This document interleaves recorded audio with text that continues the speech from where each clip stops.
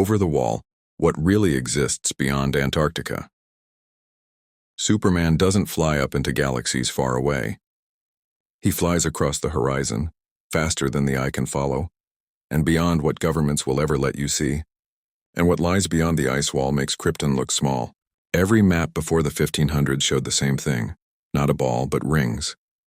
Lands upon lands, continents that dwarf America, civilizations erased from our books and renamed as planets so you'd look up, not across. Atlantis, Lemuria, the land of the giants, these aren't myths. They're territories sealed off by the ice wall.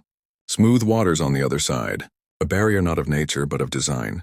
And just like Superman discovered Earth wasn't his true home, humanity is about to realize we've been fenced into a farm.